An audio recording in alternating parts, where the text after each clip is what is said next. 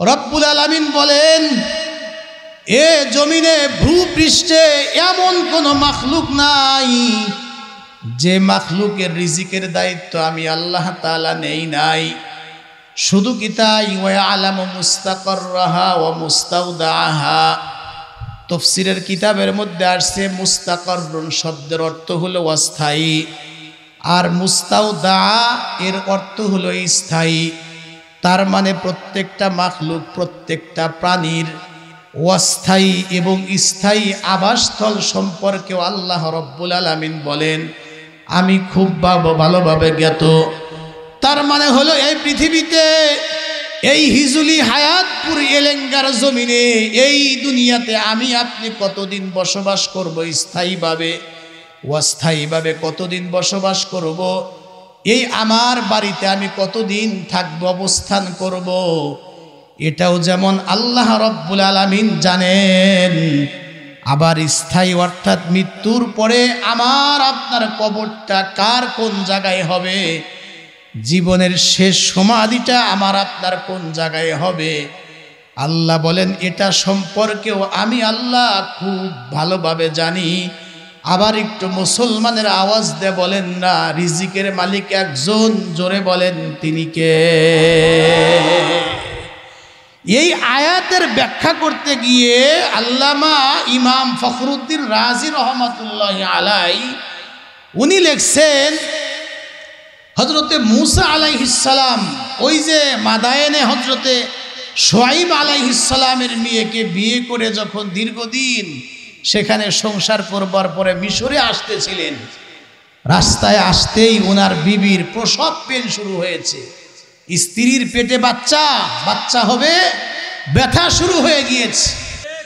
খুব ভালো করে বুঝবেন, রাতের অন্ধকার, রাস্তার ভিতরে মুসা পয়গম্বর তার বিবি সহ পরিবারের অন্য সদস্যদেরকে ডেকে ডেকে বলে তোমরা এখানে অবস্থান করো, দেখি আমি কোনো আগুনের ব্যবস্থা করতে পারি কিনা। তাফসীরের কিতাবের মধ্যে আসছে হযরতে মূসা পয়গম্বর আগা গেলেন, কিছু দূর যাইবার পরে দেখেন একটা গাছের ডালে উঁচু জায়গায় আগুন দেখা যায়। ফালাম্মা আতাহা নুদিয়া ইয়া মূসা ইন্নী আনা রব্বুক ফাখলা'না আলাইক। যখনই মূসা পয়গম্বর ওই গাছের ডালে থাকা আগুনকে লক্ষ্য করে আগা গেলেন, কাছাকাছি যাইতেই দেখে এটা দুনিয়ার চুলার কোনো আগুন নয়। ওই আগুনের টুকরার ভিতর থেকে আওয়াজ আসে, ইয়া মূসা ইন্নী আনা রব্বুক।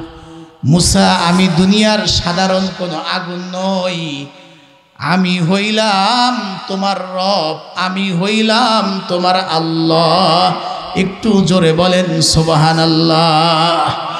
ফাখলা'না আলাইক, ও মূসা তুমি তোমার পায়ের স্যান্ডেল জোড়া খুলে ফেলো। কেন? ইন্নাকা বিল ওয়াদিল মুকদ্দাসি তুয়া, কারণ এখন তুমি পুত পবিত্র একটা উপত্যকায়, পাহাড়ের উপর তুমি আরোহণ করেছ। তাফসীরের কিতাবের মধ্যে আসছে মূসা পয়গম্বর যখন নবুয়তি নিয়ে ফিরে আসতেছিলেন, রাস্তা চেনেন না, মনে মনে ভাবেন এখানে পরিচিত কোনো মানুষ নাই, কাকে জিজ্ঞেস করব, রাস্তা কোন দিকে আমি যাব, আমার চেনা নাই। এমন সময় আল্লাহ রাব্বুল আলামিন মূসা পয়গম্বরকে ডেকে ডেকে বলে, ও মূসা তোমার হাতে কি? মূসা পয়গম্বর বলে এটা আসো, এটা লাঠি। আল্লাহ রাব্বুল আলামিন তখন ডেকে ডেকে বলেন, ওই যে দেখো সামনে ওটা কি? বলে পাথর। আল্লাহ তখন বললেন, মূসা তোমার ওই হাতের লাঠি দিয়া পাথরের ভিতরে আঘাত করো। মূসা পয়গম্বর আল্লাহ রাব্বুল আলামিনের নির্দেশ পাইবার পরে হাতের লাঠি দিয়া যখন পাথরের ভিতরে আঘাত করছেন, মুহূর্তের ভিতরে পাথরটা দুইটা টুকরা হয়ে গেল। পাথর দুইটা টুকরা হওয়ার সাথে সাথেই দুই দিকে পড়ে গেল। তাকা দেখে ভিতরে তার চাইতে আর একটু ছোট আর একটা পাথর দেখা যায়। আল্লাহ পাক আবার বললেন, মূসা আবার তুমি ওই পাথরটার ভিতরে আঘাত করো। 2 নাম্বার পাথরটার ভিতরে মুসা পয়গম্বর যখনই আঘাত হানলেন, দ্বিতীয় পাথরটাও 2টা টুকরা হয়ে 2 দিকে পড়ে গেল। তাকায় দেখে ভিতরে শুভ্র সাদা ছোট্ট আর একটা পাথর দেখা যায়। আল্লাহ রব্বুল আলামিন বলেন, মুসা এবার হাতের লাঠি দিয়া ওই 3 নাম্বার শুভ্র ছোট্ট পাথরটার ভিতরেও মৃত আঘাত করো। তাফসীরের কিতাবে এসেছে, মুসা নবী যখন হাতের লাঠি দিয়া 3 নাম্বারের ছোট্ট ওই গোল শুভ্র সাদা পাথরটার ভিতরে আঘাত করলেন, 3 নাম্বারের ছোট্ট পাথরটাও 2টা টুকরা হয়ে 2 দিকে পড়ে যায়। মুসা পয়গম্বর ভিতরে তাকায় দেখে ওই সাদা ছোট্ট শুভ্র পাথরটার ভিতরে ছোট্ট একটা পোকা, ছোট্ট একটা মাখলুক, ছোট্ট একটা কীট দেখা যায়। ওটা আবার বেঁচে আছে। তাকায় খেয়াল করে দেখে এই ছোট্ট প্রাণী কীট বা পোকাটার মুখের ভিতরে তাজা সবুজ ঘাস দেখা যায়। একটু সুবহানাল্লাহ বলবেন না? আবার তাকায় দেখে এই সাদা এই সবুজ ঘাসের টুকরাটা এই ছোট্ট মাখলুক, একেবারে ছোট্ট একটা পোকা কীট এই সবুজ ঘাসটা কিট কিট কিট কিট করে খায়। এমন সময় মুসা পয়গম্বর আশ্চর্য হয়ে মনে মনে ভাবতেছেন, আল্লাহ তুমি কেমন রিজিক দাতা, বড় পাথরের মধ্যে ছোট্ট পাথর ঢুকাইছ, আবার ওই পাথরের মধ্যে আর একটা পাথর ঢুকাইছো। ওই 3 নাম্বার পাথরের ভিতরে তোমার ছোট্ট একটা মাখলুক এখনো পর্যন্ত বেঁচে আছে, আর তার মুখের ভিতরে তাজা সবুজ ঘাস। বুঝতে পারলাম আল্লাহ তুমি কেমন রিজিক দাতা। এই কথাগুলি ভাবতে ভাবতে মুসা পয়গম্বর খেয়াল করে দেখে পোকাটা ওই সবুজ ঘাসের টুকরাটা নিচে ফেলে দিয়া তার ওই ছোট্ট জবান দিয়ে আরবি ভাষাতে কি যেন বলতেছে। একটু সুবহানাল্লাহ বলেন।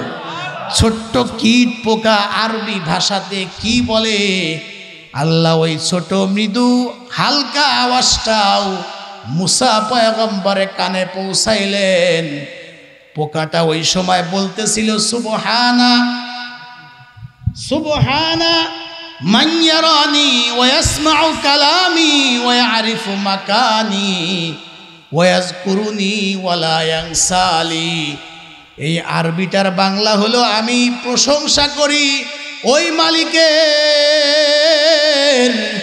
আমি প্রশংসা করি ওই রবের, যিনি আমার মতো ছোট্ট একটা মাখলুককে যিনি সব সময় দেখতেছেন। সুবহানাল্লাহ। ওয়া ইয়াসমাউ কালামি, আমার কথা যিনি শ্রবণ করতেছেন। ওয়া ইয়ারিফু মাকানি, আমার অবস্থান সম্পর্কে যিনি জ্ঞাত। ওয়া ইয়াসমাউ কালামি ওয়া ইয়ারিফু মাকানি ওয়া ইয়াযকুরুনি ওয়া লা ইয়ানসালি।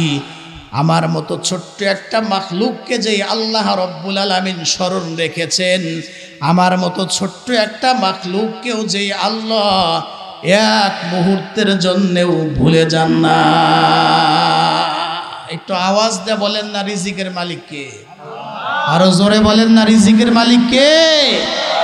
আমরা তো মনে করি যে শুধুমাত্র রিজিকের অর্থ খাওয়া দাওয়া, টাকা পয়সা, অর্থ সম্পদ আর ব্যাংক ব্যালেন্স, শুধুমাত্র এগুলোই বোধহয় রিজিক। না, রিজিকের অর্থটা অনেক ব্যাপক।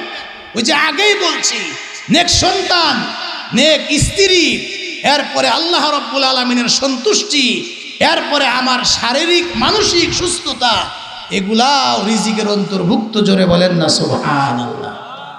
রিজিকের মালিক যদি আল্লাহ হন, আর কোনো মানুষ যদি এটা মনে প্রাণে বিশ্বাস করেন যে রিজিকের মালিক একমাত্র আল্লাহ, তাহলে কোনো মানুষ জীবনেও হারাম খাইতো না। জোরে কন্যা কথা ঠিক কিনা? জীবনেও মানুষ মানুষের মাথায় বাড়ি দিত না। জীবনেও মানুষ রোজগার করতে গিয়া হারাম পন্থা অবলম্বন করতো না। কেন? আমার রিজিকে যা আছে সেটা অটোমেটিক আমার পর্যন্ত আসবেই, কারণ রিজিকের জিম্মাদার একমাত্র, একটু আওয়াজ দা জোরে বলেন না কে? আল্লাহ। মিশরে একটা মালটা গাছ একজন লাগাইছে, মিশরে মিশরে কিন্তু মালটা খুব ভালো চাষ হয়। যদি ওই মিশরের ওই বৃক্ষের ওই গাছের একটা মালটা আপনার রিজিকে থাকে, তাহলে কত পাখি ওই গাছে বসলো, আশেপাশ দিয়ে কত ঝড় তুফান হইল, সব বিভিন্ন মুকুল পড়ে গেলেও ফুল পড়ে গেল, আপনার নামে যে মালটাটা বাজেট আছে ওই মুকুলটা কিন্তু পড়ে নাই, হেফাজত আল্লাহ করছে। মালটা হইছে, হইবার পরে ডানে বামে কত মানুষ ছিঁড়ে খায়, এরপরে পাখি খায়, এরপরে কত ফল নষ্ট হয়ে যায়, কিন্তু আপনার রিজিকে যেটা আছে ওটা কিন্তু নষ্ট হয় না, ওটা আছেই। এরপরে ফলগুলি পারবার পরে এটা প্যাকেটজাত করে এটা বাংলাদেশে পাঠিয়ে দিছে, জাহাজের মাধ্যমে কক্সবাজার বা চট্টগ্রাম বন্দরে নামছে, সেখান থেকে ঢাকাতে আসছে, আবার ঢাকা থেকে পাইকাররা এলেঙ্গাতে আড়তে নিয়ে আসছে, এখান থেকে দোকানদাররা যখন কিনে খুচরা যখন বাইল দিছে, কত মানুষ হাতাহাতি করে গোয়াপুরের, গোপালপুরের, দিনাজপুরের, উত্তরবঙ্গের বহু মানুষই ফল কিনে হাতাহাতি করে, অনেক সময় পাল্লায় দিয়া ওটা নেয় না, কারণ ওটা রিজিক আপনারই আছে। এরপরে বিকেলবেলা আপনি ঘুরতে যা আসরের পরে 1 কেজি মালটা নিয়ে এসছেন, ওই আপনার 1 কেজির মধ্যে ওই মালটা হায়াতপুর হিজলে আপনার ঘরে ঢুকে পড়ছে। রিজিক যে আপনার আছে, সুতরাং আপনার তকদিরে যেটা আছে সেটা যে কোনো ভাবে আসবেই আসবে। হাদিস শরীফের মধ্যে আসছে, রিজিকের দায়িত্বে যে ফেরেশতা আছেন উনার নাম হলো হযরতে মিকাইল আলাইহিস সালাম। একজন মানুষের যতদিন পর্যন্ত দুনিয়াতে রিজিক থাকে তার মরণ হয় না, আর যখনই তার রিজিক শেষ হয়ে যায় তার মানে তার দুনিয়ার আয়ু শেষ, এখন তার কোনো রিজিক নাই। ওই ফেরেশতা তার পাশে বসে বলতে থাকে, ভাই ও আল্লাহর বান্দা শোনো, তামাম পৃথিবী তন্ন তন্ন করে খুঁজলাম, তোমার নামে আর 1 ফোঁটা পানিও বাজেট নাই, তোমার জন্য আর বিন্দু পরিমাণ রিজিক পৃথিবীতে বাকি নাই, আমি তোমার কোনো বাজেট পাইলাম না, এতদিন পর্যন্ত খাবার সাপ্লাই দিয়েছি, এখন আর তোমার পর্যন্ত খাবার সাপ্লাই দেওয়ার মতো আমার কোনো ক্ষমতা নাই, কারণ তোমার নামে দুনিয়াতে আর কোনো বাজেট নাই। দোস্ত, যখনই হজরতে মিকাইল আলাইহিস সালাম এই কথাগুলি বলে চলে যান, সঙ্গে সঙ্গে হজরতে আজরাইল তার সামনে এসে দাঁড়ায়া যায়, এরপরে এই লোকটা দুনিয়া থেকে বিদায় হয়ে যায়। এজন্য খুব ভালো করে বুঝবেন, যতদিন পর্যন্ত আমার আপনার দুনিয়াতে রিজিক আছে, তকদিরে যেটা আছে ওটা যে কোনোভাবেই আমার আপনার পর্যন্ত আসবেই, বিন্দু পরিমাণ কোনো সন্দেহ নাই। আবার একটু মুসলমানের আওয়াজ দিয়া বলেন না, রিজিকের মালিক একজন, জোরে বলেন তিনি কে? খুব ভালো করে বুঝবেন, গত পরশুদিন আমি আমার কেন্দ্রীয় মসজিদেও বয়ান করতে গিয়ে এই কথাগুলি আমি বলেছি। হাদিস কোরআন মন্থন করে আমরা দেখলাম রিজিকের মোট স্তর হলো 4টা। একটু জোরে বলেন না, রিজিকের স্তর কয়টা? আরো জোরে বলেন না, কয়টা? রিজিকের স্তর হলো 4টা। তার মধ্যে 1 নাম্বার হইল সর্বনিম্ন স্তর, 1 নাম্বার হলো রিজিকের সর্বনিম্ন স্তর, আর 2 নাম্বার হইল রিজিকের সর্বোচ্চ স্তর, 3 নাম্বার হইল রিজিকের উত্তম স্তর, আর 4 নাম্বার হইল রিজিকের পরিপূর্ণ স্তর।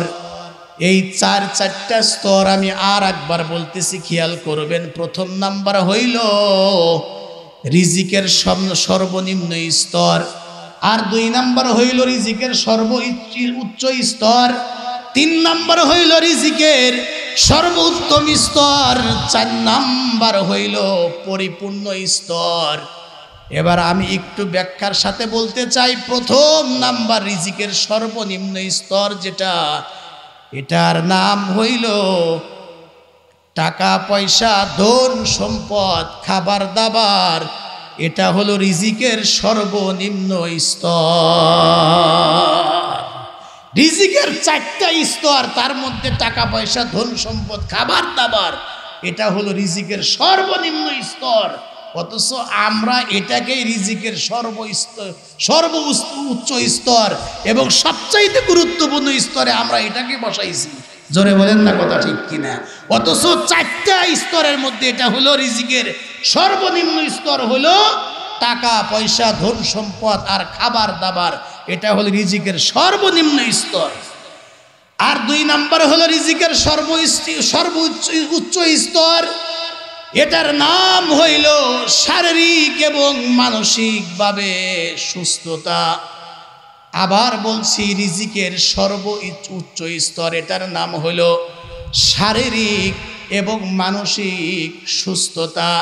তার মানে হইল একজন মানুষের কাছে টাকা পয়সা, ধন সম্পদ, অর্থ সম্পদ সব কিছু আছে, ঘরের ভিতরে খাদ্যদ্রব্যের কোনো কিছুর অভাব নাই, কিন্তু বলুন তো যদি কোনো মানুষ সুস্থ না থাকে শারীরিকভাবে অথবা মানসিকভাবে, বলুন তো তার এই টাকা পয়সা খাদ্যদ্রব্য দ্বারা জীবনেও কি শান্তি পাবে নাকি? না। এজন্য বলছে খাদ্যদ্রব্য, অর্থ সম্পদ এটা হলো রিজিকের সর্বনিম্ন স্তর, আর শারীরিক এবং মানসিকভাবে সুস্থ থাকা এটা হলো রিজিকের সর্বোচ্চ স্তর। একটু জোরে বলেন না সুবহানাল্লাহ। 3 নাম্বার হলো রিজিকের সর্বোত্তম স্তর। কিতাবের ভিতরে এসেছে এটা কোনটা? কয় রিজিকের উত্তম স্তর যেটা, সেটা হইল নেককার সন্তান এবং নেককার পরহেজগার একজন বিবি। একটু জোরে বলেন সুবহানাল্লাহ। কারণ একজন মানুষের অর্থ সম্পদ সবই আছে, শারীরিক সুস্থতাও আছে, মানসিক সুস্থতাও আছে, কিন্তু তার ছেলে মেয়ে যদি অবাধ্য হয়, সুসন্তান না হয়, বলুন তো দেখি এই লোকটারও কি শান্তি আছে? বিবি যদি তার কথা না শোনে, বিবি স্বামী যাইতে বলে ডান দিকে, হে যায় বাম দিকে, হে যাইতে বলে বাম দিকে, হে যায় ডান দিকে, যদি কথায় কথায় স্বামীর সঙ্গে ঝগড়া করে, স্বামীর কমান না মনে, এক কথায় যদি নেককার স্ত্রী যদি না হয়, বলেন তো দেখি অর্থ সম্পদ দিয়া, শারীরিক সুস্থতা দিয়াও বলেন তো এই লোকটাকে বিন্দু পরিমাণও শান্তিতে আছে? আরো জোরে বলেন আছে? এই জন্যই তো আল্লাহ রাব্বুল আলামিন নেককার বিবি পাওয়ার জন্য এবং নেককার সন্তান পাওয়ার জন্য আল্লাহ রাব্বুল আলামিন কোরআনে কারিমের বিভিন্ন জায়গায় জায়গায় আল্লাহ তাআলা বান্দা বান্দীদেরকে দোয়া শিখিয়েছেন যে এই দোয়াগুলি পড়লে সন্তান নেককার হয়, সন্তান পরহেজগার হয়। আল্লাহ পৃথিবীতে অনেকের নিঃসন্তান বানাইছেন, আবার অনেকের ছেলে আছে মেয়ে নাই, আবার মেয়ে আছে ছেলে নাই। তো আল্লাহ কিছু দোয়া শিখাইছেন, কোনো মানুষ যদি ইখলাসের সাথে এই দোয়াগুলি পড়ে আল্লাহ নিঃসন্তানকে সন্তান দেয়, অবাধ্য সন্তানকে আল্লাহ রাব্বুল আলামিন বাবা আমার বাধ্যগত সন্তান হিসাবে আল্লাহ কবুল করেন। একটু জোরে বলেন সুবহানাল্লাহ। যেমনি ভাবে কোরআনে কারিমের মধ্যে আছে হযরত ইব্রাহিম আলাইহিস সালাম, মুসলিম জাহানের জাতির পিতা হযরত ইব্রাহিম আলাইহিস সালাম দোয়া শিখাইছেন, রব্বি হাবলি মিনাস সলিহিন, ও মালিক তুমি আমাকে একটা নেক সন্তান দান করো। শুধু সন্তান চাই না, যেই সন্তান অবাধ্য হবে, অশান্তির কারণ হবে, আমার ইজ্জত সম্মান বলুণ্ঠিত হওয়ার কারণ হবে, এমন সন্তান মালিক তোমার কাছে চাই না, বরং তুমি আমাকে একটা নেক সন্তান দান করো। হযরত ইব্রাহিম আলাইহিস সালাম একদিন 2 দিন নয়, প্রায় 80 থেকে 85 বছর পর্যন্ত আল্লাহ রাব্বুল আলামিনের কাছে দোয়া করতেই রইলেন, রব্বি হাবলি মিনাস সলিহিন।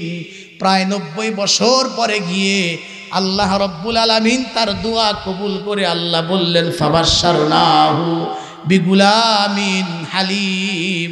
আল্লাহ হযরতে ইসমাঈল আলাইহিস সালামকে বাবা ইব্রাহিমের দুয়ার ফসল হিসাবে আল্লাহ রাব্বুল আলামিন তাকে দান করলেন। এরপরে কোরআনে কারিমের ভিতরে হযরতে জাকারিয়া পয়গম্বরের কথা আছে, হুনালিকা দাআ জাকারিয়া রাব্বা ক্বালা রব্বি হাবলি মিন লাদুনকা যুররিয়াতান তাইয়্যিবা ইন্নাকা সামিউদ দুআ। হযরতে জাকারিয়া পয়গম্বর উনিও আল্লাহর কাছে দোয়া করলেন, ও মালিক এমন একটা সন্তান দাও যেই সন্তানটা হবে পুত পবিত্র। আল্লাহ নেক সন্তান চাই, পবিত্র সন্তান চাই। আল্লাহ রব্বুল আলামিন হযরত জাকারিয়া পয়গম্বরের দোয়াকেও কবুল করিয়া আল্লাহ তাআলা শেষ পর্যন্ত তাকে নেক সন্তান দিলেন। আবার সন্তান দিলেন তো দিলেন, আল্লাহ তাআলা তার নামটাও চয়েস করে দিলেন। আল্লাহ বলেন তোমার সন্তানের নাম রেখে দিলাম ইয়াহইয়া। একটু জোরে বলেন সুবহানাল্লাহ। নেক সন্তান পাওয়ার জন্য এবং নেক বিবি পাওয়ার জন্য আল্লাহ রাব্বুল আলামিন সূরা ফুরকানে দোয়া শিখাইলেন। এই দোয়া পড়ো বেশি বেশি করে। রব্বানা হাব লানা মিন আজওয়াজিনা ওয়া যুররিয়াতিনা কুররাতা আয়ুনিন ওয়াজআলনা লিল মুত্তাকিনা ইমামা। রব্বানা হাব লানা মিন আজওয়াজিনা ওয়া যুররিয়াতিনা কুররাতা আয়ুনিন ওয়াজআলনা লিল মুত্তাকিনা ইমামা। হাদিস শরীফের মধ্যে আসছে, এই আয়াতের ব্যাখ্যার ভিতরে এসেছে, কেহ যদি এই আয়াত 5 ওয়াক্ত নামাজের পরে বিভিন্ন সময়ে বেশি বেশি করে এই আয়াত আল্লাহর কাছে দোয়া হিসাবে পড়তে থাকে, আল্লাহ রব্বুল আলামিন তাকে নেক স্ত্রী এবং নেক সন্তান দিয়া ধন্য করবেন। এতক্ষণ যা বললাম এই দোয়াগুলি যদি কোনো নিঃসন্তান বাবা মা যদি বারবার যদি পড়তে থাকে, আল্লাহ তাআলা তাদেরকে নেক সন্তান দেবেন। আর বারবার মেয়ে হয় ছেলে চায়া যদি নিয়ত করে আল্লাহর কাছে বিশ্বাস এই দোয়াগুলি পড়তে থাকে, তাহলে আল্লাহ রব্বুল আলামিন তাকে নেক পুত্র সন্তান দিয়া ধন্য করবে। আল্লাহ যেন আমাদেরকে আমলগুলি করে দুনিয়াতে আখিরাতে আল্লাহ তাআলা উপকৃত হওয়ার তৌফিক দান করেন। একটু জোরে বলেন আল্লাহুম্মা আমিন। সম্মানিত উপস্থিতি, আপনাদের কি কষ্ট হচ্ছে? আমি বলছিলাম যে রিজিকের স্তর হলো কয়টা বলছি? 4টা। এর মধ্যে প্রথম নাম্বার হলো সর্বনিম্ন স্তর। এটার নাম যেন কি বলছি? খাদ্যদ্রব্য, টাকা পয়সা, অর্থ সম্পদ। এটা হলো রিজিকের সর্বনিম্ন স্তর। আর 2 নাম্বার হলো রিজিকের সর্বোচ্চ স্তর, শারীরিক এবং মানসিক সুস্থতা। 3 নাম্বার বললাম যে রিজিকের সর্বোত্তম স্তর, এটা হলো নেক বিবি এবং নেক সন্তান। একটু জোরে বলেন সুবহানাল্লাহ। আর 4 নাম্বার বলছি, 4 নাম্বার হলো পরিপূর্ণ স্তর। এটার পরে আর কোন রিজিকের স্তর নাই। তাহলে 4 নাম্বার হলো পরিপূর্ণ স্তর, এটা হলো মাওলাই পাকের সন্তুষ্টি। একটু জোরে বলেন সুবহানাল্লাহ। কারণ হইল আমি দুনিয়াতে সব নিয়ামত পাইলাম, রিজিক পাইলাম, প্রথম স্তর, প্রথম থেকে 3 নাম্বার স্তর পর্যন্ত আমার অর্জিত হইল, কিন্তু 4 নাম্বারটা আমি পাইলাম না। অর্থাৎ আমি আমার মালিককে আল্লাহ রব্বুল আলামিনকে সন্তুষ্ট করে কবরে যেতে পারলাম না। তাহলে আমার সব কিছু বৃথা। এজন্য রিজিকের 4র্থ নাম্বার সর্বশেষ যে স্তর, সেটার নাম হলো মাওলায়ে পাকের রেজামন্দি আর সন্তুষ্টি। আমার সম্মানিত মা এবং বোনেরা, যুবক ভাইয়েরা, মুরব্বী বাবারা, এই 4টা রিজিকের স্তর যার অর্জন হবে সে দুনিয়াতেও পায়া গেল, আখিরাতেও সে পায়া গেল।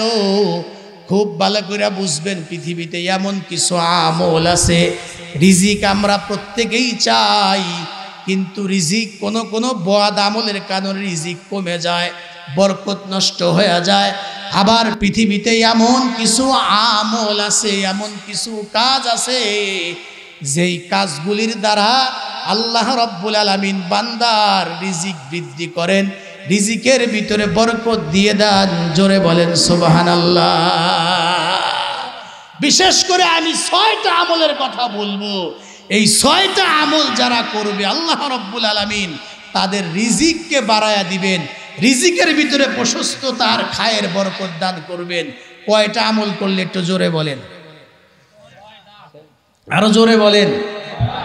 রিজিকের স্তর বলছি 4টা, আর এই 4টা স্তর অর্জন হওয়ার জন্য 6টা আমল। একটু জোরে বলেন না কয়টা আমল। আপনাদের কি মনোযোগ আছে? একটু ভাঙ্গা ভাঙ্গা কথাগুলি একটু শোনেন, ঘটনাও বলবো, কেচ্ছা কাহিনীও বলবো, কিন্তু আমলগুলি শোনেন। এই 6টা আমল যদি আমার কোনো মা করতে পারে, আমার কোনো বোন করতে পারে, আমার কোনো ভাই করতে পারে, যে এই 6টা আমল করবে, আল্লাহ রব্বুল আলামিন তাকে এই 4টা নিয়ামতের স্তর আল্লাহ রব্বুল আলামিন তাকে মিলায়া দিবেন। একটু জোরে বলেন সুবহানাল্লাহ। আমল হলো মোট, জোরে বলেন না কয়টা? 6টা আমল। তার মধ্যে প্রথম নাম্বার যে আমলটা সেটা হলো তাকওয়া এবং তাওয়াক্কুল। বলেন কি বলছি? তাকওয়া এবং তাওয়াক্কুল। তাকওয়া মানে হলো আল্লাহর ভয় যেটা ভিতরে থাকে, আর তাওয়াক্কুল মানে ভরসা করতে হবে একমাত্র, জোরে বলেন না কার উপরে? আরো জোরে বলেন না কার উপরে? খুব ভালো করে বুঝবেন, আমি বলেছি 6টা আমলের দ্বারা রিজিক বৃদ্ধি হয়। রিজিকের 4টা স্তর অর্জিত করতে হলে বা অর্জন করতে হলে 6টা আমল করা দরকার। এই 6টা আমলের মাধ্যমে আল্লাহ রব্বুল আলামিন, মা বোন খুব ভালো করে বুঝবেন, যুবক ভাইরাও বুঝবেন, আল্লাহ পাক তার রিজিকের মধ্যে বরকত দিয়ে দেয়। তার মধ্যে প্রথম নাম্বার বলেছি তাকওয়া এবং তাওয়াক্কুল। তাকওয়া মানে হলো মওলায়ে পাকের ভয়, আর তাওয়াক্কুল মানে হইল আল্লাহ রব্বুল আলামিনের প্রতি পরিপূর্ণ ভরসা এবং আস্থা। খুব ভালো করে বুঝবেন, হযরতে জুন্নুন মিসরি রহমাতুল্লাহি আলাইহি বড় একজন আল্লাহর ওলি। উনি সফরে বের হইলেন, কিছুদিন তার সফরে থাকতে হবে। উনি খাদ্য সামগ্রী নিয়ে রওনা করেছেন, খাবার শেষ। হঠাৎ করে উনাকে আল্লাহর একজন বান্দা উনার পরিচয় জানতে পেরে উনি দাওয়াত করলেন। আল্লাহর একজন বান্দা উনাকে নিয়ে গেলেন বাসার ভিতরে। যখনই দস্তরখানা সামনে দিয়েছেন, রুটি খাইতে দিয়েছেন, হযরতে জুন্নুন মিসরি রহমাতুল্লাহি আলাইহি দস্তরখানার মধ্যে বসিয়া বিসমিল্লাহি ওয়া আলা বারাকাতিল্লাহ বলিয়া রুটি ছিঁড়ে মুখে দিবেন। হঠাৎ করে পাশে একটা গাছের ডালে কালো কাক বসা ছিল। উনি বিসমিল্লাহ বলে রুটি ছিঁড়া মুখে দিবেন, পাশে বৃক্ষে গাছে বসা কাকটা উড়ে এসে উনার হাত থেকে রুটিটা ছিনে আনিয়া উনি আকাশে উড়াল দিল। ওই কাকটা হাত থেকে রুটি নিয়ে যখন আকাশে উড়াল দেয়, আল্লাহর ওলি এইভাবে আকাশের দিকে ওই পাখি বা কাকটার গতির দিকে তাকায়া বড় আশ্চর্য হয়ে গেল, কি ব্যাপার?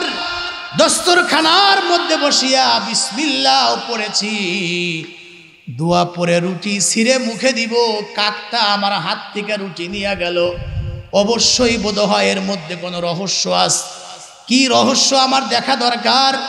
আল্লাহর ওলি হযরতে জুন্নুন মিসরি রহমাতুল্লাহি আলাইহি বাড়িওয়ালা মেজবানকে বলে, ও ভাই, আমি চললাম, রিজিকে থাকলে তোমার বাসায় অন্য কোনো দিন দাওয়াত খাবো।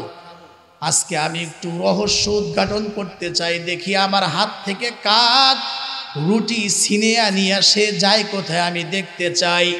উড়ান্ত পাখি বা কাকটাকে ফলো করে আল্লাহর ওলি জুন্নুন মিসরি রহমাতুল্লাহি আলাইহি চলা আরম্ভ করলেন।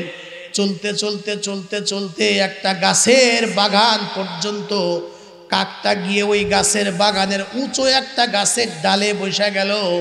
জুন্নুন মিসরি দূরত্ব বজায় রেখে হুবহু ওই গাছটার গোড়ার একটু দূরে দাঁড়িয়ে চিন্তা করেন, দেখি কাকটা করে কি। গাছের ডালে কাকটা বসিয়া ওখানে আর না বসে আস্তে আস্তে লাফায়া লাফায়া নিচের দিকে নামতেছিল। আল্লাহর ওলি জুন্নুন মিসরি দূরে দাঁড়ায়া খেয়াল করে দেখে ওই গাছের ডালের, যেই গাছের ডালে কাকটা বসেছিল আর রুটি ঠোঁটে করে নিয়ে যখন লাফায়া লাফায়া এ ঢাল থেকে ও ঢাল করতে করতে গাছের গোড়ার দিকে চলে আস। আল্লাহু আকবার। বুজুর্গ আল্লাহর ওলি দূরে দাঁড়ায়া তাকায় দেখে ওই যে গাছের ডালে কাকটা বসে, কাকটা নিচের দিকে আসতেছে। ওই গাছের গোড়ার ভিতরে আল্লাহর একজন বান্দা, জোয়ান মানুষ, যুবক মানুষ, তারা হাত বাঁধা, পা বাঁধা, শরীরের মাজার মধ্যে বাঁধা, শরীর রক্তাক্ত, ক্ষত বিক্ষত, একজন নওজোয়ান যুবক গাছের গোড়ার ভিতরে বাঁধা এই অবস্থায় পড়ে আছে। দূরে দাঁড়ায়া দেখতে পায় ওই কাকটা আস্তে করে নিচে নামিয়া ওই যুবক যেই জায়গার মধ্যে গোড়ার ভিতরে বাঁধা অবস্থায় ছিল, হা করে উপরের দিকে তাকায়া আছে। আর এই কাকটা তার মুখের উপরে এসে রুটির উপরের অংশের ভিতরে কামড় দিয়া ধরিয়া নিচের অংশটা এই যুবকের মুখের উপরে লাগাইয়া দিয়েছে। আস্তে আস্তে হাত পা বাঁধা অবস্থায় এই যুবক যখন রুটি খাইতেছে, নিচের অংশ খাইতেছে, আস্তে আস্তে কাকটা উপর থেকে রুটি নিচের দিকে নামায়া দিচ্ছে। সর্বশেষ একটা টুকরা এই যুবকের মুখের ভিতরে ছেড়ে দিয়ে কাকটা উড়াল দিয়ে উপরের দিকে চলে যায়। আল্লাহর ওলি কাছে গিয়া সালাম দিতে যুবককে ডাক দিয়া বলে, এই যুবক, কি তোমার পরিচয়, তোমার এই অবস্থা কেন?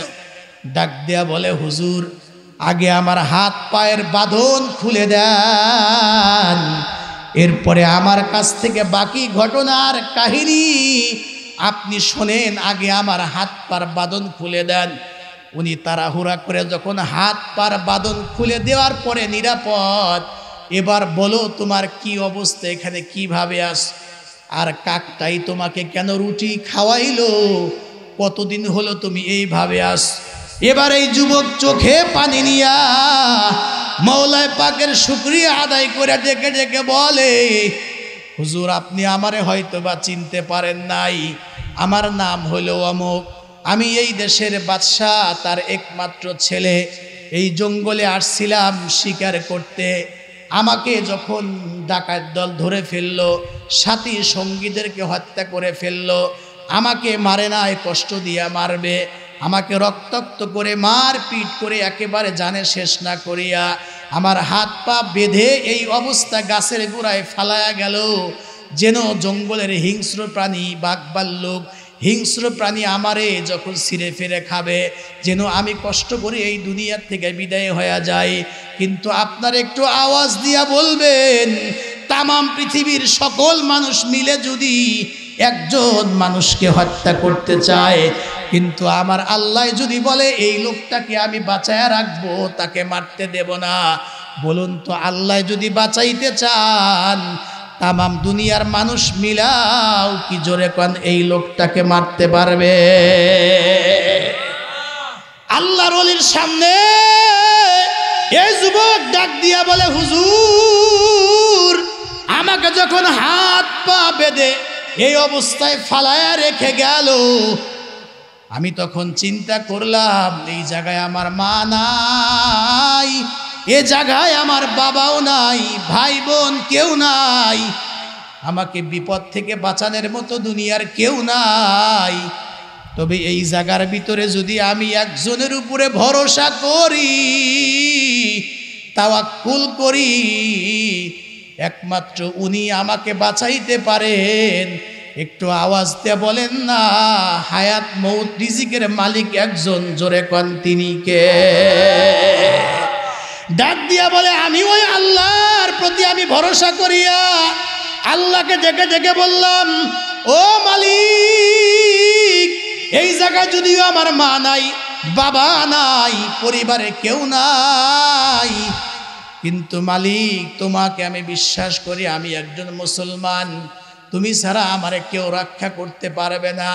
আল্লাহ, তুমি আমারে মেহেরবানি করে বাঁচাও, মেহেরবানি করে তুমি আমারে বাঁচাও। আমি যখন আল্লাহর উপরে পরিপূর্ণ ভরসা রাখিয়া আল্লাহর কাছে আমি চোখের পানি সারিয়া যখন আল্লাহর কাছে আমি দোয়া করলাম, আল্লাহ আমার দোয়া অবশ্যই বোধহয় কবুল করেছে। আজ থেকে 40 দিন আগে আমাকে এই জায়গার ভিতরে ফালায়া রেখে গিয়েছে। আমি যখন আল্লাহর কাছে এমন করে বললাম, ওই দিন থেকে এই আজকে 40 দিন পর্যন্ত আমার মাওলা ওই একটা পাখিকে নিযুক্ত করিয়া প্রতিদিন 3 থেকে 4 বার করিয়া ওই পাখিটার মাধ্যমে আল্লাহ আমাকে রিজিক দেন। আল্লাহ ওই পাখির মাধ্যমে খাওয়ায়া আমার আল্লাহ এখনো পর্যন্ত আমারে বাঁচায়া রেখেছে। একটু জোরে বলেন না সুবহানাল্লাহ। এজন্য রিজিক বৃদ্ধি পাবে। বলছিলাম 6 আমল, তার মধ্যে 1 নাম্বার হইল তাকওয়া এবং তাওয়াক্কুল।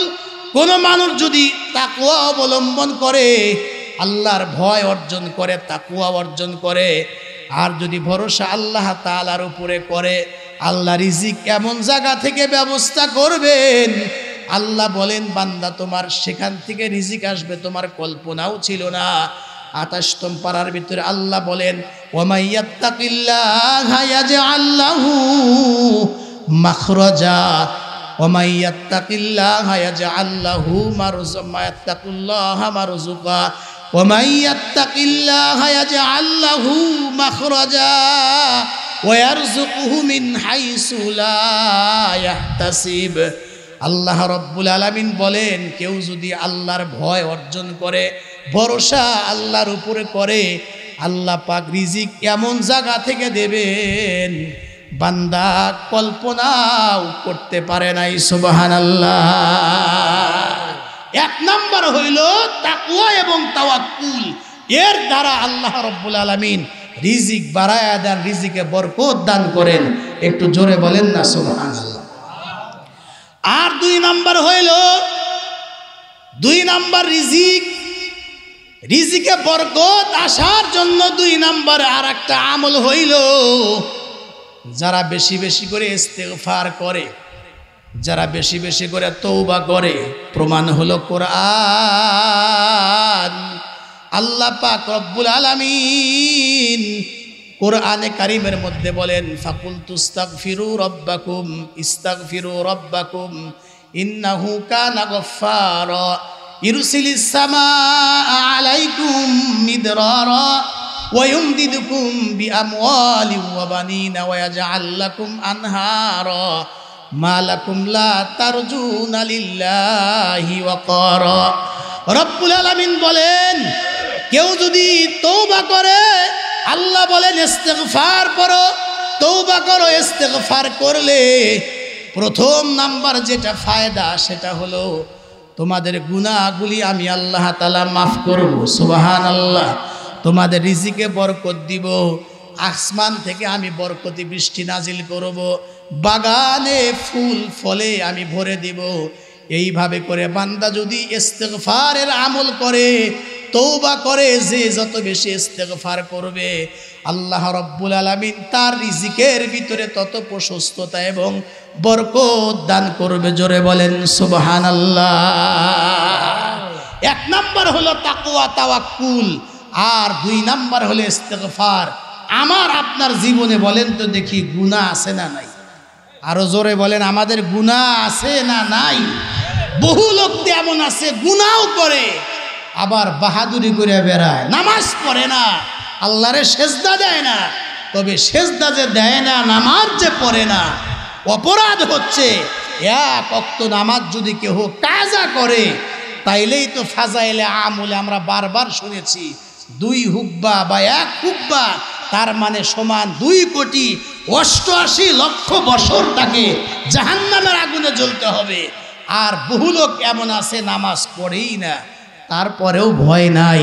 আবার বহু লোকের ধারণা নামাজ পড়ি না, তো নামাজ না পড়লে এমন কি হবে, তোমরা নামাজ পড়েই কি পেয়েছো, আর আমি যে নামাজ পড়ি না, না পড়ে আমার কি ক্ষতি হয়েছে? বলেন তো এমন কিছু লোক আছে না নাই? আরো জোরে বলেন না আছে না নাই? সাবধান, কিছু আমল এমন আছে যদি আপনি আমল না করেন ইসলামের যদি কোনো বিধান আপনি আমল না করতে পারেন, এর দ্বারা আপনার ঈমান নষ্ট হয় না। আমি নামাজ পড়তে পারি না, তবে এতটুকুন আপনি বলেন আমার পড়া দরকার, আমার গুনাহ হচ্ছে, ঠিক হচ্ছে না।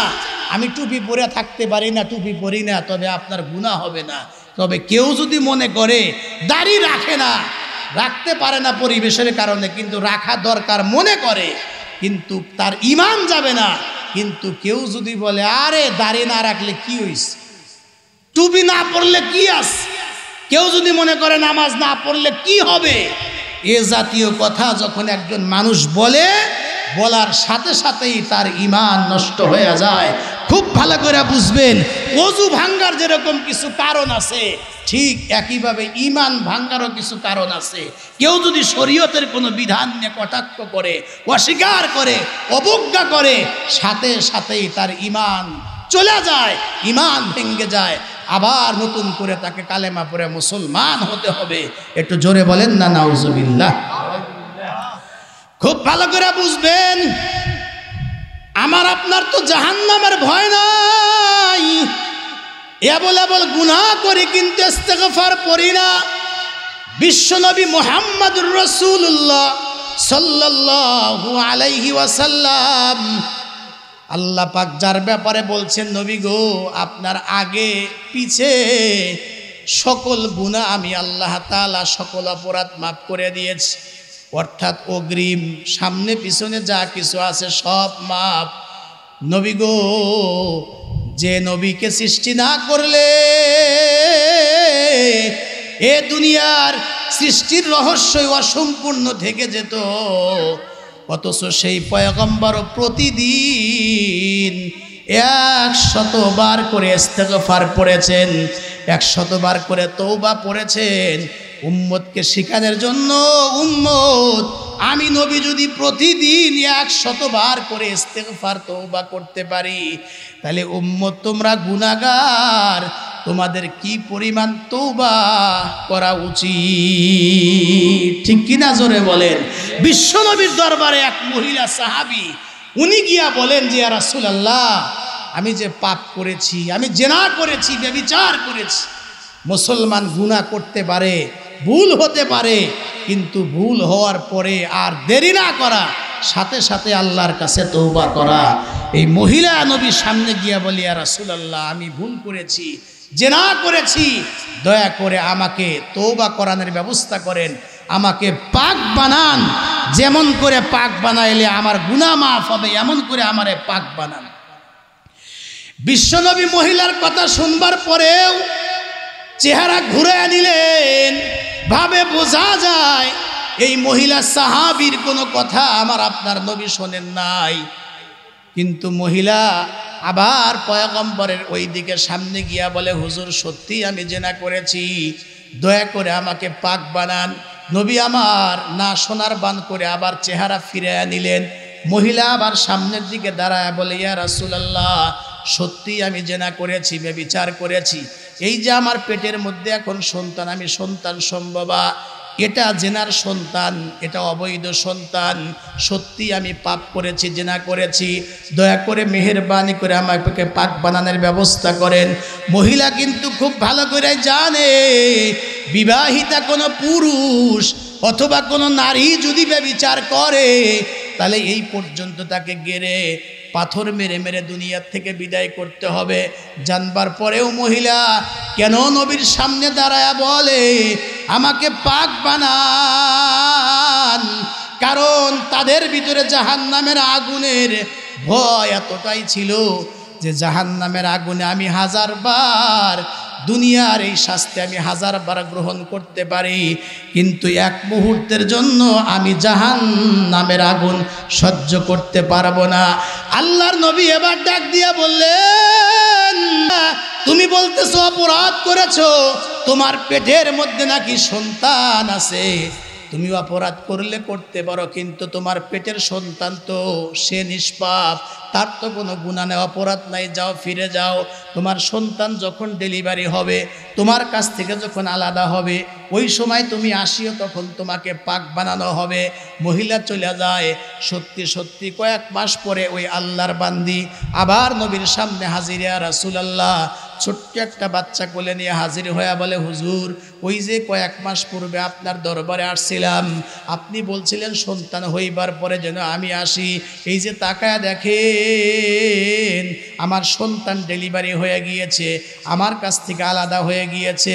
হুজুর দয়া করে মেহেরবানি করে আমাকে পাক বানায়া দেন, জানি না কোন সময় আমি মারা যাব, যদি আমি তওবা থেকে গুনাহ থেকে তওবা করার আগে মারা যাই, জাহান্নামের আগুন আমি সহ্য করতে পারবো না। আল্লাহর নবী তখন ডাক দিয়া বললেন, মহিলা শোনো, এই বাচ্চাটা হইল ছোট, এখনো পর্যন্ত তোমার স্তনের দুধ পান করে, তুমি চলে গেলে তোমার বাচ্চাটার কষ্ট হবে, যাও চলে যাও, দুধ পান করাও। বাচ্চাটা যখন দুধ ছাড়বে, যখন বাচ্চাটা বাহিরের অতিরিক্ত খাবার খেতে পারবে, ওই সময় তুমি আসিও যেন বাচ্চাটার কষ্ট না হয়। সত্যি মহিলা কিছুদিন পরে নবীর দরবারে হাজির, দাঁড়ায়া ডাক দিয়া বলে, ইয়া রাসূলুল্লাহ, আমার বাচ্চাটার দিকে তাকায়া দেখেন, এখন আমার বাচ্চাটা দুধ ছেড়েছে, অতিরিক্ত খাবারও খেতে পারে। নবী দেখলেন বাচ্চাটার হাতের ভিতরে বিস্কিট দেখা যায়, আর একা একা হাত দিয়া খেতে পারে। নবী আমার সাহাবায়ে কেরামদেরকে বললেন, ও সাহাবীরা, গর্ত খনন করো, এই আল্লাহর বান্দির তওবা বা তার পাক পবিত্র বানানোর ব্যবস্থা করো। গর্ত খনন করে মহিলাকে এই পর্যন্ত গাড়িয়া যখন পাথর মারা আরম্ভ হইল, পাথর মারা যখন আরম্ভ হইল, ও দোস্ত খুব ভালো করে বুঝবেন, এমন সময় একজন সাহাবী মহিলাকে পাথর মারতে গিয়া, পাথর ছিটকা গিয়া মহিলার গায়ে থেকে এক ফোঁটা রক্ত ওই সাহাবীর জামার ভিতরে বা গায়ের মধ্যে, শরীরের মধ্যে লেগে যায়। এই সাহাবী একটু অবজ্ঞার নজরে মহিলার দিকে তাকায়া বুঝাইতে চাইল, নাপাক একজন মহিলার গায়ের রক্ত আমার গায়ে লাগলো, এটা তো আমার কাপড়টা বোধ হয় নাপাক হয়ে গেল, শরীরটা বোধ হয় নাপাক হয়ে গেল। এমন করে বলার সঙ্গে সঙ্গে আল্লাহর নবী ডাক দিয়া ওই সাহাবীকে বলেন, খবরদার ও সাহাবী, খবরদার, কাকে তুমি নাপাক বলতেছো? মহিলা পাপ করেছে গোপনে, প্রকাশ না করলে পৃথিবীর কেউ জানতো না। তার ভিতরে আল্লাহর এত ভয়, এত ভয়, তওবা করার জন্য পর পর আমার দরবারে তিনবার এসেছে। এই মহিলাকে নাপাক বলিও না, তার তওবা আল্লাহ পাক এমন ভাবে কবুল করে নিয়েছেন। এই একজন মহিলার তওবাটা যদি এই পুরা এলাকার জনপদের প্রত্যেকের মাঝে যদি বন্টন করে দেওয়া যায়, তাহলে তার এই একজনের তওবাই পুরা এলাকার মানুষের জন্য নাজাত পাইতে যথেষ্ট হয়ে যাবে। কে তোমাকে গ্যারান্টি দিয়েছে তুমি আরো অনেক দিন বাঁচবে? আমার আপনার জীবনে কত গুনাহ, ইস্তেগফার করলে একদিকে যেমন গুনাহ মাফ হয়, পাশাপাশি আল্লাহ রব্বুল আলামিন খুশি হইয়া তার রিজিকের ভিতরে আল্লাহ তারাক্কি, উন্নতি আর বরকত দান করেন ইস্তেগফার করার দ্বারা। যুবক ভাইয়েরা যারা এসেছেন, যারা বয়ান পরবর্তীতে শুনবেন, এখন যারা শুনতেছেন, আমাদের গুনাহ বেশি। আমরা যদি চাই যে আল্লাহ ভালো একটা জবের ব্যবস্থা করেন, ভালো একটা চাকরির ব্যবস্থা করেন, ভালো বিবির ব্যবস্থা করেন, আল্লাহ পাক যেন ভালো ভবিষ্যৎ আমাকে দান করেন, যদি আপনি চান, তাহলে আপনার জন্য একটা আমল হইল আপনি বেশি বেশি ইস্তেগফার করেন, তওবা করেন, ইস্তেগফার করবেন। আল্লাহ আপনার রিজিকের ভিতরে বরকত দিয়ে দিবে, আপনার সকল সমস্যার সমাধান আল্লাহ দিয়ে দিবে। জোরে কোন সুবহানাল্লাহ। খুব ভালো করে বুঝবেন। তাহলে 2 নাম্বার বলেছি ইস্তেগফার, আর 3 নাম্বার হইল রিজিক বৃদ্ধি পাওয়ার বরকতের জন্য আর একটা আমল হইল, কোনো ব্যক্তি যদি তার প্রতিবেশী আত্মীয় স্বজনের সঙ্গে ভালো ব্যবহার করে। কথাগুলা কিন্তু মুখস্থ করবেন, শেষে আমি কাউরে জিজ্ঞাসাও করতে পারি। রিজিকের স্তর বলেছিলাম 4টি, আর রিজিক বৃদ্ধি হয় এমন আমল বলছি 6টি। 1 নাম্বার বলেছি তাকওয়া এবং তাওয়াক্কুল। 2 নাম্বার বললাম ইস্তিগফার। 3 নাম্বার হইল কেউ যদি চাই আমি আমার রিজিককে বাড়াইতে চাই, জিন্দেগির ভিতরে আমি রিজিকে প্রশস্ততা আনতে চাই, তাহলে 3 নাম্বারের আমল হইল সে যেন তার প্রতিবেশী, বিশেষ করে তার আত্মীয় স্বজন যারা আছে এদের খোঁজ খবর রাখে, এদের সঙ্গে ভালো ব্যবহার করে। কেউ যদি তার নিকটতম এবং দূরবর্তী আত্মীয় স্বজন প্রতিবেশী যারা আছে এদের সঙ্গে ভালো ব্যবহার করে, আর যদি সুসম্পর্ক রাখে, হাদিস শরীফের মধ্যে আসছে আল্লাহ রব্বুল আলামিন তার রিজিকের মধ্যে প্রশস্ততা দান করবেন। খুব ভালো করে বুঝবেন। আজকে ওই হাদিসটা আমি জুমার নামাজের খুতবার ভিতরে আমি বলেছিলাম। আল্লাহর নবী বলেন, যে ব্যক্তি আল্লাহর প্রতি এবং আখিরাতের প্রতি ঈমান রাখে সে যেন মেহমানের কদর করে, আত্মীয় স্বজনকে সম্মান করে, আত্মীয় স্বজনের সঙ্গে সুসম্পর্ক রাখে, মেহমানের যেন মেহমানদারি করে। তাহলে এই আমলগুলি করার দ্বারা বান্দার খুব ভালো করে বুঝবেন রিজিকের মধ্যে বরকত হয়। আমার আপনার নবীর জীবনী থেকে একটা কথা বলি শোনেন। আমরা প্রত্যেকে জানি নবীর মা আমরা 2 জন বলে থাকি। একজন হলেন হজরতে আমেনা, যিনি পেটে ধারণ করেছিলেন। 2 নাম্বার হলো হজরতে হালিমাতুস সাদিয়া, যিনি আল্লাহর পয়গম্বরের দুধ মা। এই 2 জনের নাম আমরা জানি। নবী আমার বলেন আমার কিন্তু আর একজন মা, ওই মায়ের নাম হলো উম্মে আইমান। যদিও দাসী, কিন্তু আল্লাহর নবী বলেন ছোট্টকালে নাকি আমি তার বুক থেকে 2-1 দিন দুধ পান করেছিলাম, আর ছোট্টবেলায় সে নাকি আমাকে আদর সোহাগ দিয়ে মানুষ করেছিল, বুকে ধারণ করেছিল। এজন্য নবী আমার বলেন উম্মে আইমান সেও কিন্তু আমার আরেক মা। সাহাবায়ে কেরাম বসা, হঠাৎ করে একজন বৃদ্ধা মহিলা আসলেন। আল্লাহর নবী মহিলাকে দেখার পরে দাঁড়ায়া গেলেন, নিজের গায়ের দামি চাদর খুলিয়া জমিনের ভিতরে বিছায়া দিলেন, আর মহিলাকে বসতে বললেন।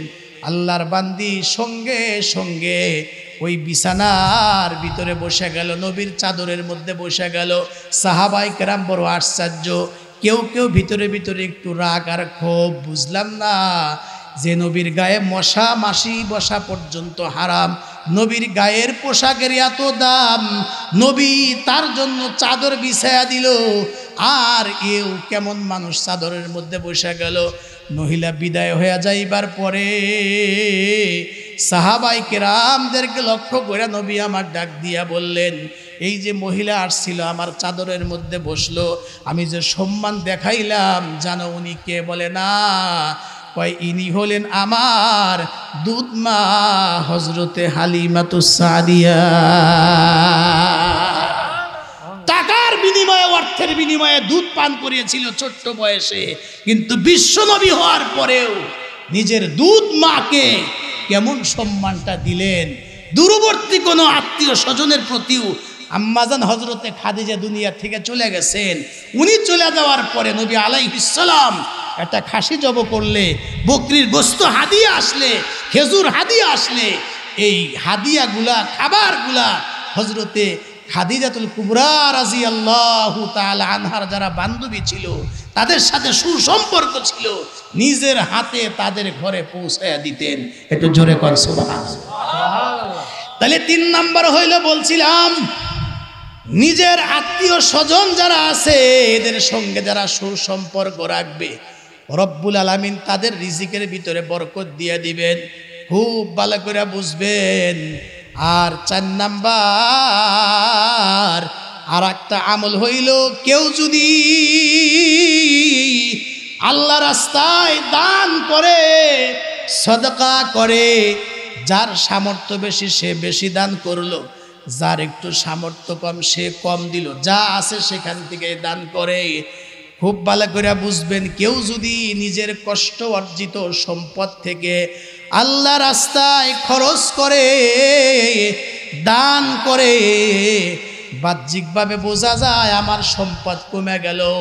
বলে না না, সম্পদ কমে নাই, তুমি একদিক দিয়ে যা খরচ করেছো আল্লাহ অন্য পথ দিয়ে তোমার রিজিকের ভিতরে বরকত দিয়ে দিবে, আল্লাহ তোমার রিজিককে বাড়ায়া দিবে। সুবহানাল্লাহ। মান জাআ বিল হাসানাতি ফালাহু আশরু আমসালিহা। কেউ যদি একটা নেক কাজ করে আল্লাহ পাক তাকে 10 গুণ বাড়ায়। এখান থেকে বলেন, কেউ যদি আল্লাহ রাস্তায় 1 টাকা খরচ করে আল্লাহ পাক অন্য দিক থেকে তারা যেমন 10 গুণ সওয়াব বাড়ায়া দেয়, আবার সম্পদ বাহ্যিকভাবে যা খরচ করেছিল আল্লাহ রব্বুল আলামিন ওই দানের উসিলায় তার সম্পদকে আল্লাহ 10 গুণ বাড়ায়া দেয়, 10 গুণ কমপক্ষে বাড়ায়া দেয়। এই ওয়াজ সাহাবায়ে কেরাম বিশ্বাস করতেন, এজন্য আমলও করছেন। হযরতে ফাতেমা অসুস্থ, কঠিন জ্বর এবং ঠান্ডা। স্বামী পাশে গিয়া কয়, ফাতেমা কিছু খাইতে মন চায়। গরিব আলী তো, হযরতে আলী রাদিয়াল্লাহু তাআলা আনহু, কিন্তু যদিও ঘরে টাকা পয়সা নাই তারপরে তো জিগাল লাগে। কাছে গিয়া কয়, ফাতেমা কিছু খাইতে মন চায়। তো উনিও জবান খুলে বলে ফেলছে, মিথ্যা কথা বলে নাই, যে এই মুহূর্তে জ্বরের মুখ, আমার একটা ডালিম খাইতে বড় মন চাইছে, বেদানা ডালিম। হযরত আলী পুরা ঘর তালাশ করে 1টা টাকা পাইছেন, 1 টাকা নিয়ে এই বাজারে গেছে। পুরা বাজার খুঁজে গিয়া দেখে এক লোক ছালা বিছায়া একটা ডালিম বেদানা নিয়ে বসে রয়েছে, পাইকে ফাইটা রয়েছে। জিগাইছে, ভাই দাম কত? কয় যে 1 দিরহাম, 1 টাকা। মিলে গেছে, 1 টাকা দিয়ে রওনা করছে। রাস্তার মধ্যে আবার এক ভিক্ষুক বসে রয়েছে। হযরত আলীরে দেখে, আসসালামু আলাইকুম। ইয়া আলী ভাই, হাতে কি ডালিম নাকি? তো হযরত আলী জিজ্ঞেস করছে, সালামের জবাব দেওয়ার পরে বলছে, ভাই কোনো অসুবিধা? ভিক্ষুক কয় যে আমি অসুস্থ। আমি অসুস্থ বলে, আমি তোমার জন্য কি করতে পারি? এবার ভিক্ষুক ডেকে ডেকে বলে, কিছুই করতে হবে না, আমার ডালিম খাইতে বড় মন চাইছে, যদি একটু ডালিম দিতে। 1টা টাকা দিয়ে 1টা ডালিম কিনে নিয়ে রওনা করছে। জীবনে বিবির এক মন মতো কিছু খাওয়াইতে পারি না, আমি তো গরিব মানুষ, নিয়ে যাচ্ছি। ভিক্ষুক, আমরা হলে তো বলতাম তোর নজরের দোষ আছে, আর কোনো দিকে নজর যায় না, তোর ডালিমের দিকে নজর গেছে, আমার তোর নজরের সমস্যা আছে। তো উনি তো সাহাবী, পরীক্ষা তো আর ফেল করবেন না। তো বলে, বিবির সাথে কথা দিয়ে আসছি, অর্ধেক তুমি নাও আর অর্ধেক আমি ফাতেমার জন্য নিয়ে যাই। অর্ধেকটুকু দেওয়ার পরে খাইছে, জিগাই যে কেমন কেমন লাগে। অর্ধেকটা ভালো লাগে, যদি ওইটুকু দিতে তাহলে পুরোটাই সুস্থ হইতে। সুবহানাল্লাহ। উনি আল্লাহরে সন্তুষ্ট করার জন্য, ওই যে 1-এর বদলা যে 10, ওনার ধান্দা হলো কোরআনে আছে 1-এর বদলা 10। সুতরাং দান করলে তো ঠকা নাই, যাও পুরাটাই দিয়ে দিলে। ভিক্ষুকরে পুরাটা দিয়ে খাওয়ায়া উনি রওনা করছে। এখন যায় বাড়ির কাছাকাছি গিয়া, তখন তো গতি ছিল খুব বেশি। এখন কাছাকাছি গিয়ে আর গেটে নক করতে পারে না, লজ্জায় যে একটা ডালিম আনলাম নিজের স্ত্রীর জন্য, খাওয়াইতে পারলাম না। তারপরেও যখন গেটে নক করছে, সালাম দিছে, ভিতরে ঢুইকে আই, দরজায় ঢুইকেই দেখে হযরত ফাতেমা নিজেই দরজা খুলে দিচ্ছে। তো ডাক দিয়া কয়, কিছুক্ষণ আগে তোমার বিছানায় শুয়ে রেখে গেলাম, নড়তেই পারো না, আধা ঘন্টা পরে এখন তুমি কাজ কাম করো, আবার দরজা নিজেই খুলে দাও, ঘটনা কি? হযরত ফাতেমা ডেকে ডেকে বলে, স্বামী গো, বুঝলাম না, যখন আপনি আমার জিগায়া বাজারে গেলেন, জানি না গো স্বামী, বাহিরে গিয়ে আপনি এমন কি আমল করেছেন। কিছুক্ষণ আগেই আমার গায়ের ভিতরে মনে হয় এক ধরনের বাতাস, মন বলে আমি বোধহয় সুস্থ, উঠে মনে হয় বসতে পারবো, তো আমি বসে গেছি। আবার মনে করলাম মনে হয় দাঁড়াইতে পারবো, সাহস পাই, তো দাঁড়ায় গেছি। এখন হাঁটতেও পারি, আলহামদুলিল্লাহ। স্বামী গো, বাহিরে গিয়া মনে হয় আপনি এমন কোনো আমল করছেন, আপনার আমলের বদলতে আল্লাহ রব্বুল আলামিন আমারে সুস্থ বানায়া দিয়েছে। দেখেন আমার গায়ে হাত দিয়া দেখেন, এই মুহূর্তে আমার গায়ের ভিতরে কোনো জ্বর নাই, দুর্বলতাও নাই। আলহামদুলিল্লাহ, আমি এখন পরিপূর্ণ সুস্থ। এখান থেকে একটা কথা বলি, আমার মা বোনেরা, কেউ যদি ঘরের মানুষ, ঘরের স্ত্রী, ঘরের পরিবারের মহিলারা যদি ভালো কাজ করে, নেক আমল করে, এই ঘরের স্বামী পুরুষ মানুষ যারা বাহিরে ব্যবসা বাণিজ্য করেন, আল্লাহ তাদের ব্যবসার ভিতরে বরকত দেয়। চাকরি বাকরি করে বিদেশ থাকে, আল্লাহ তাদেরকে হেফাজত করে। কেন? এই যে ঘরের মানুষের আমলের প্রভাব বাহিরের লোকের উপর পড়ে। আবার ভালো করে বুঝবেন পুরুষ ভাইয়েরা, আমরাও যদি বাহিরে গিয়া দান সদকা করি, ভালো কোনো নেক আমল করি, আমার আপনার ভালো আমলের প্রভাবও আমার আপনার ঘরের উপরে পড়ে। এই যে হযরতে আলী কাররামাল্লাহু ওয়াজহা, তার বাস্তব প্রমাণ। কি আমল করছেন? এখন আমি পরিপূর্ণ সুস্থ। স্বামী স্ত্রী দুইজন গল্প করতেছিলেন, এমন সময় দরজা লাগানো ছিল। কে যেন গেটের মধ্যে এসে লক করে আবার সালাম দেয়। বাহির থেকে ডাক দিয়া কয়, আলী ভাই তাড়াতাড়ি করে গেটটা খোলো। যেই মাত্র গেটটা খুলে হযরতে আলী দরজার সামনে দাঁড়াইলেন, দাঁড়াইতেই দেখে গেটের ভিতরে একজন সাহাবী হযরতে আবু যর গেফারি, মাথার ভিতরে একটা টুকরি বা একটা পাত্র নিয়ে দাঁড়ায় আছে। আবার সেই পাত্রের মধ্যে দেখা যায় বড় বড় আনার বা ডালিম। একটু জোরে কোন সুবহানাল্লাহ। হযরতে আলী কাররামাল্লাহু ওয়াজহাকে বলে, আলী ভাই চাদরটা ধরো। বলে কি ব্যাপার? কয় বিশ্বনবীর দরবারে হাদিয়া আসছে, তোমার জন্য হাদিয়া ডালিম তোমার ঘরে পাঠায়া দিয়েছে। হযরতে আলী কাররামাল্লাহ কিছুই বলেন না, শুকরিয়া আদায় করেন আর চাদর দইরা বলে, ভাই দেন, একটা করে দেয়। আর হযরতে আলী গুনে কয় 1 2 3 4 5 6 7 8 9, 9টা দেওয়ার পরে আর ডালিম দেয় না। হযরতে আলী ডাক দিয়া বলে, ভাই আর একটা কই? একটু সুবহানাল্লাহ বলবেন না? ও ভাই আর একটা গেল কই? আগন্তুক সাহাবী বলে,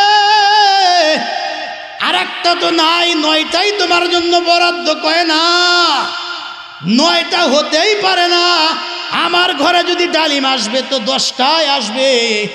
কেমনে বুঝলা? কয় আমার আল্লাহ এ কথা কোরআনে জানাইছেন, মাংজা আবিল হাসানা ফালাহু আশরু আমসালিহা। একের বদলা 10 ডালিম দান করছি, একটা যদি আসে 10টায় আসবে, 9টা হতে পারে না। হয় আর একটা ডালিম দাও, না হয় 9টা নিয়ে যাও। এটা আমার না, আমি একটা কম নেব। কেন? একটা কম আমি নেব না। এমন সময় আবু যর ডাক দিয়া বলে, আলী ভাই তোর ঈমান পরীক্ষা করলাম। আসলে 10টা ডালিমই নবী পাঠিয়েছিল, একটা ডালিম আমি আমার জুব্বার পকেটে রেখে দিয়া তোর ঈমান পরীক্ষা করলাম। 10 নাম্বার ডালিমটা বের করে হযরতে আলীর হাতের মধ্যে দেয় আর বলে, আলী বুঝতে পেরেছি ভাই, আসলে তুমি একজন পাক্কা মুসলমান। আমরা যদি বলি দান করেন, দান করলে আল্লাহ 10 গুণ বাড়ায়া দেয়। কয় ওটা বাকি তো, বিশ্বাস হয় না। একজন বলে পাহাড়ের উপরে উঠছে, তো হঠাৎ করে পা পিছলে, ওই যে ভাই কয়জনই বেড়াবেন আপনারা, হ্যাঁ বড় বড় পাহাড় সাজেকে, সেখান থেকে পাহাড় ধৈসা যখন পড়ে গেছে, পা পিছলে। কিছুদিন আগে আমাদের এক মুফতি সাহেব, গোপালপুর কেন্দ্রীয় মসজিদের ইমাম সাহেব মুফতি নাজির সিদ্দিকী, হেও পড়ে যায়, অসুস্থ হয়ে গেছে। হঠাৎ হইতেই পারে, তো উপর থেকে যাই পড়ে গেছে, তো নিচে গড়ে আসতে আসতে হঠাৎ করে একটা শিকড় ধরছে গাছের। এই শিকড়ও ভালোই মজবুত, এই শিকড় ধরছে, এখন ঝুলে আছে, এখন উপরে উঠতে পারে না, নিচে ছাড়লেও তো বিপদ, এখন ঝুলে রয়েছে। আর আল্লাহ আল্লাহ আমারে বাঁচাও। আল্লাহ আমারে বাঁচাও। তারে ডাক দিয়ে বলা হইলো যে আল্লাহর প্রতি কি তাওয়াক্কুল আছে? আল্লাহ বাঁচাইতে পারে সেই ভরসা কি আছে? কয় যে 100% আছে দেখেই তো আল্লাহরে ডাকি। আল্লাহ কয় তাহলে শিকড় ছাইরা দে। কয় ভয় ভাই, দেখছেন ভরসা? আল্লাহর প্রতি বিশ্বাস আছে, আল্লাহই বাঁচাবে, কিন্তু আল্লাহ কয় শিকড় ছাইরা দে। কয় না, তা ছাড়বে। তো আমাদেরও আল্লাহর প্রতি তাওয়াক্কুল ভরসা আছে। এমন নর বড় বাঁচাই আল্লাহ, রিজিক আল্লাহ দেয়, সব কিছু আল্লাহ করেন, বরকত আল্লাহ দেন। কিন্তু আল্লাহ যখন আবার বলেন এমনটা করো, তখন আমরা যুক্তি খুঁজি, আমরা করতে চাই না। বোঝা যায় আমাদের তাওয়াক্কুল আছে, কিন্তু প্রকৃত তাওয়াক্কুল না, পরিপূর্ণ তাওয়াক্কুল নাই। জোরে কন্যা কথা ঠিক কিনা? খুব ভালো করে বুঝবেন। কয়টা বললাম? 4টা বলেছি। 1 নাম্বার বলেছিলাম রিজিকের ভিতরে আল্লাহ রাব্বুল আলামিন বরকত দিবেন। তার মধ্যে প্রথম নাম্বার কি বলেছিলাম আপনাদেরকে মনে আছে? তাওয়াক্কুল এবং তাকওয়া। 2 নাম্বার হলো ইস্তেগফার। 3 নাম্বার আত্মীয় স্বজনের সঙ্গে ভালো ব্যবহার। আর 4 নাম্বার বললাম যারা আল্লাহ রাস্তায় যারা দান করে, খরচ করে, যারা আল্লাহ রাস্তায় যারা সদকা করে, আল্লাহ তাদের রিজিককে বাড়ায়া দেন। আর 5 নাম্বার হইল হাদিস শরীফের মধ্যে নবী আমার বলেন, তোমরা একের পর এক বারবার হজ করো আর উমরা করো।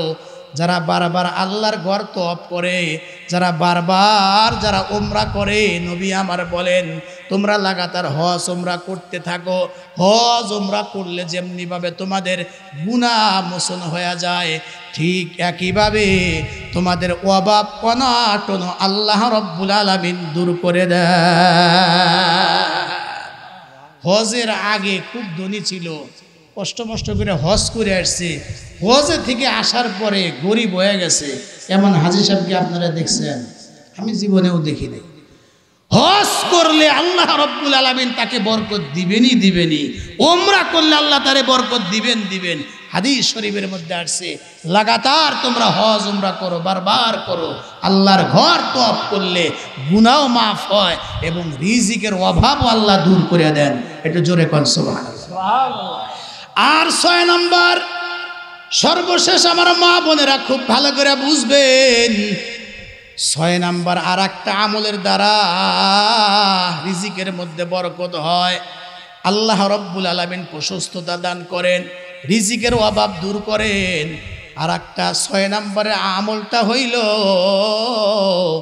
যে ব্যক্তি তার ঘরের ভিতরে প্রতিদিন মাগরিবের পরে রাত্রিবেলায় তার ঘরের মধ্যে আল্লাহর কোরআনের সূরা ওয়াকিয়া যারা তেলাওয়াত করবে,